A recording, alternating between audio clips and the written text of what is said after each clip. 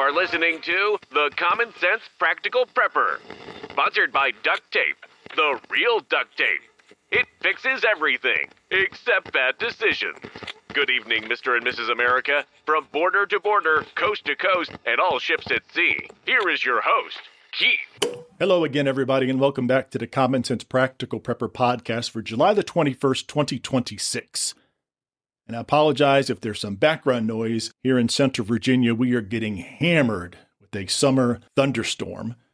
I was able to work from home the last couple hours this afternoon, get the chicken coops buttoned up, charge all my phone banks, test the generator again, and make sure that I was ready for the power to go out here in a few hours. Speaking of power going out, this past Saturday, I had to go up to Dulles Airport and do a pickup. And the trip was supposed to be probably 5 hours round trip tops. Well, that turned into a 12-hour round trip because of weather, flight delays, flight diversions, and a whole bunch of other headaches. So when I left about noon on Saturday, it was going to rain here in Richmond about 7. Well, dummy me. Oh, I've got plenty of time. I don't need to put the mower back into the shed. I don't need to worry about X, Y, and Z until I get a notification at 3:30 in the afternoon that I had lost power. Did not get back to the house till roughly 1 in the morning. Lost everything in the fridge. Lost an entire half-gallon of Bluebell vanilla ice cream. I love my Bluebell vanilla ice cream.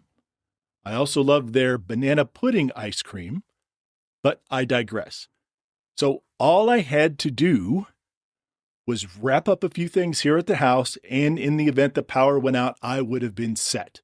But no, I did not take my own advice. I assumed I would be back in time, but I was not. So moral of the story, I should heed my own advice. Okay, what I want to talk about tonight, I want to talk about the history of prepping. So this will be Prepping History Class 101. So how did prepping get started, and how did prepping go from being viewed as something only survivalists, conspiracy theorists, folks with the tinfoil hats, to something that millions of ordinary people now think about? Because whether folks realize it or not, preparedness has become mainstream. And if you've been prepping for probably more than a week, you've probably done your research, and you have realized that it is becoming more and more part of the mainstream. So for most of human history, preparedness was not a hobby. It was simply a way of life. Farmers stored grain for the winter. Families canned food and preserved meat. Communities kept supplies in case crops failed or disaster struck. People learned practical skills because there were no grocery stores that are open 24 hours a day and no next-day delivery. We do not have to go back very far, maybe a generation or two. So here in the United States, our grandparents and great-grandparents were preppers by today's standard. For them, it's just how they lived. Many lived through the Great Depression. They saved everything. They repaired things instead of replacing things. They kept extra food on hand. They planted gardens, and they knew how to get by with less. They understood something that modern society sometimes forget. Good times do not last forever.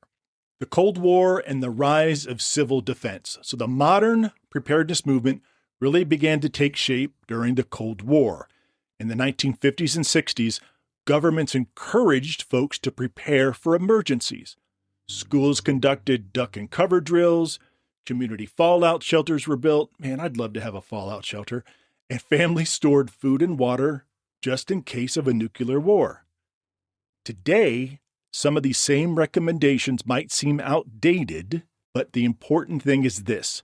Preparedness was not considered strange. In fact, it was patriotic.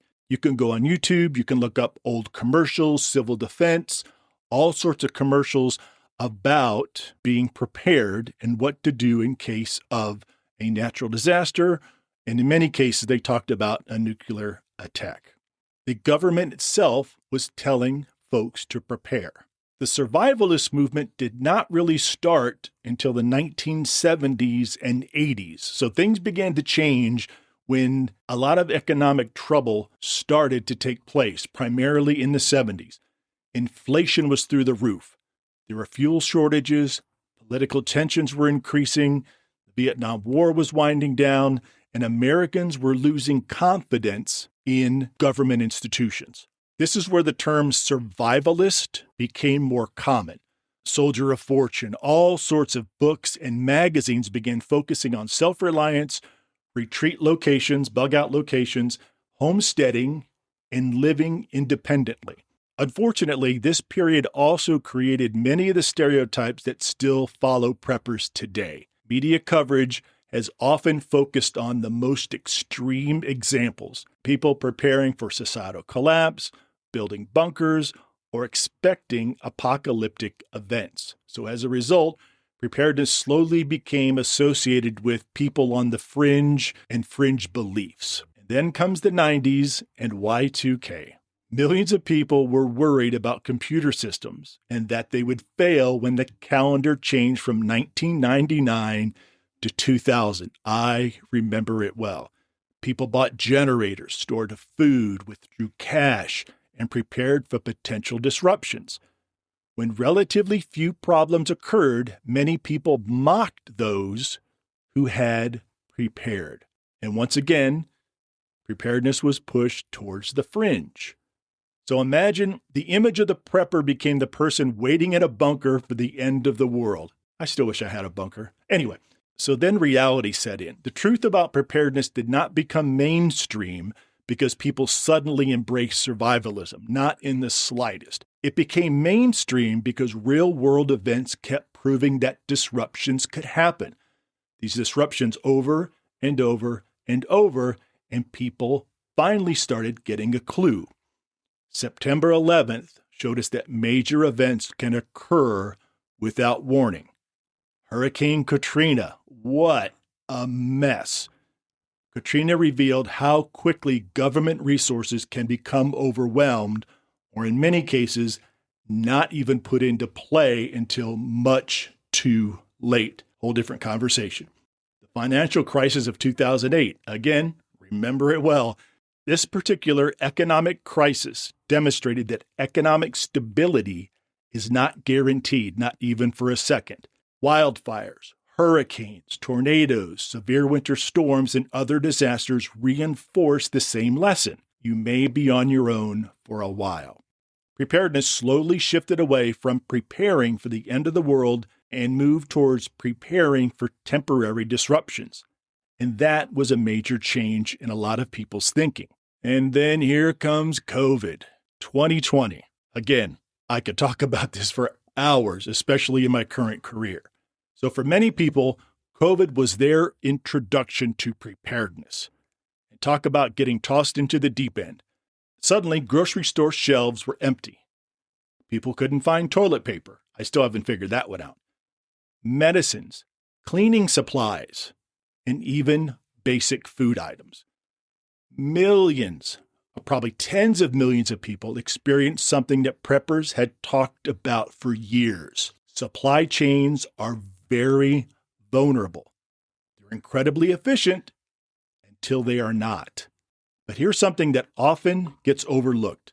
There is a difference between preparedness and panic, and I've talked about this before. Preparedness is what you do before a crisis. It's a steady, deliberate act of building a buffer over time. A few extra cans this week, an extra case of water next week, pick you up a water filter the week after, and before you know it, you're in great shape. Panic is what happens when people who are not prepared try to do it all at once. And they try to do it in the middle of an emergency. Those long lines at the stores in March of 2020, that was not preparedness.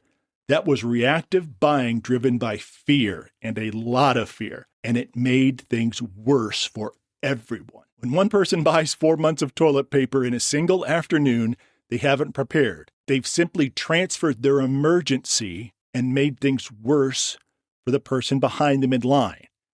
People who have already built some sort of buffer, a reasonable buffer at home, They didn't need to rush to the stores. They did not contribute to the shortages. They experienced a lot less stress because the work that they put in was already done. That is a huge difference. It's a lesson worth remembering. Preparedness done right is invisible. It does not create panic. It prevents panic. So the new face of preparedness. Today's preppers often look very different from the stereotype.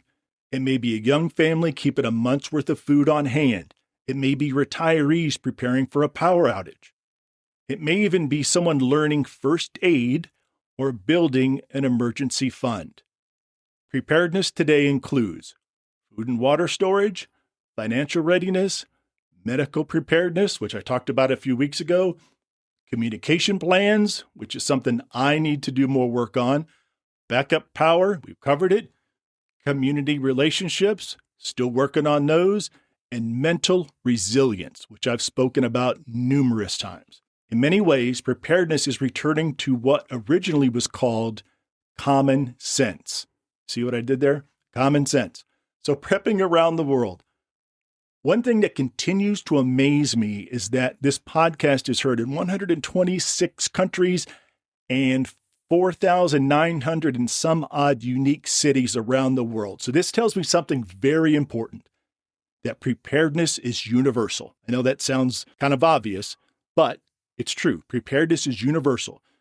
Crosses boundaries, crosses oceans, religions, whatever. It is truly universal. The reasons that people prepare might be different, but the desire to protect your families and make difficult times just a little bit easier is something that every single person can understand. So here's 3 examples that I think can illustrate this. In Japan, preparedness is woven into daily life. Schools run earthquake drills, and they've got plenty of them. Families keep go bags next to the doors.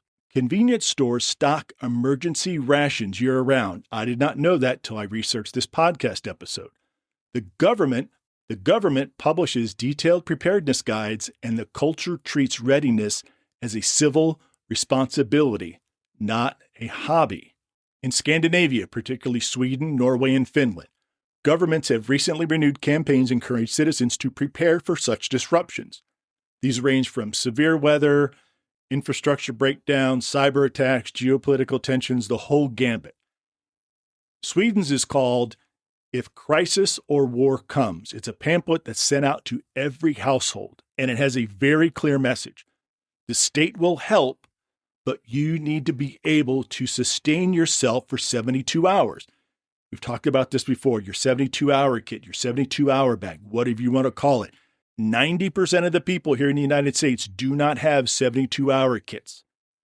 They cannot survive 72 hours with what they have on hand in their home. And in many developing countries, especially parts of Latin America, Southeast Asia, Sub-Saharan Africa, people may never call themselves preppers at all, but they save things. They repair. They grow food. They rely on strong family networks and networks within the community. Their preparedness is just built into daily life out of necessity, and it centers on relationships as much as the resources themselves. So here's a few things that all 3 of these have in common. One of the biggest differences internationally is that American preparedness has traditionally emphasized individual and family readiness. In many countries, preparedness includes a stronger focus on community resilience and mutual aid, something we don't do enough of here. And there's probably something that we can learn from that. Having supplies is important. Having skills are important. But having friends, neighbors, and a community you can rely on may be one of the most valuable prep, because communities recover faster than individuals trying to do everything alone. Just ask the folks in Western North Carolina. So why do I think that preparedness is coming more mainstream? There's several reasons. People have experienced repeated disruptions. Social media, podcasts, and independent voices have made preparedness information more accessible. Many people have already realized that help may not always arrive immediately. And perhaps more importantly, preparedness simply makes sense. We insure our homes, we insure our cars, we wear our seatbelts. If we can, we save for retirement. So preparedness is simply another form of risk management. What does the future of prepping hold? So in my opinion, I believe that preparedness will become more mainstream in the years ahead. Not because people necessarily expect the end of the world, because they recognize that disruptions are becoming more common. Weather events, cyber incidents, supply chain issues, economic uncertainty, none of these require us to live in fear. They simply remind us that we need to be ready. Preparedness is about reducing stress, protecting our families, and giving ourselves options when things go sideways. And I've closed many podcasts with this exact same thing, and I'm going to do it again. So here's a challenge, a call to action. If you're already preparing, just keep getting it. You are on the right side of history, literally on the right side of history. If you're just getting started, pick one thing this week, just one. Buy an extra case of water. Buy 5 more cans of corn. Check your smoke detectors. Write down your emergency contacts. Start small and let momentum carry you forward. And if anyone gives you a hard time, just remember, every generation before ours understood that good times are temporary. All right, folks, as always, please stay safe, please stay prepared, and remember, preparedness does not have to be complicated. It does not have to be expensive. It just makes sense. Please be safe out there. Take care of one another. And until next time. You've been listening to The Common Sense Practical Prepper. Subscribe, like, drop a review. Over and out.